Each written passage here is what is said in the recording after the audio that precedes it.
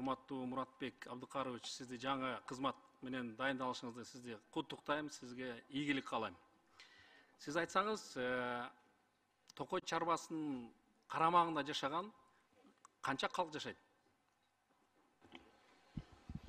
Саламатсыздар, урматтуу депутаттар.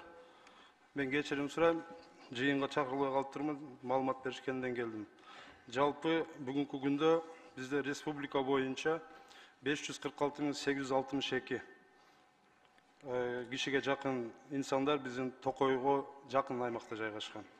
Анда экинчи суроом, ошол Токой чарбасынын карамагында жашаган калкка күз-кыш мезгилине даярдык боюнча канча отун алууга канча куб уруксат бердиңиздер? Быйылкы 25-жылкы да кышкыга бизде бүгүнкү күндө жалпысынан республика боюнча 24.000-25 000 кубка жакын отун менен камсыз кылуу боюнча уруксат кагаздар берилген. Негизинен биз кышындасы мыйзамсыз кыюулар болбош үчүн бүгүнкү күндө 172 күзөт тосмолор бар. Мындан сырткары Токой кызматынын буйругу чыгат. Кышка даярдык боюнча өз алдынча жанагындай вырубкалар болбосун деп, анын негизинде 776 Токой сакчылары иш алып барышат.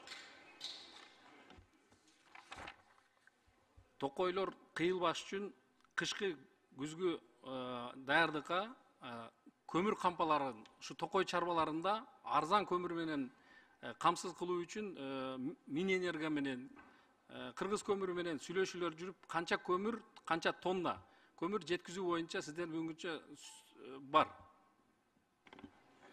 Эми сиз билесиз да, биздин негизги максатыбыз бул баягы Токойдун аянтын көбөйтүү, Токойдун өрт коопсуздугун сактоо негизги биздин милдетибиз.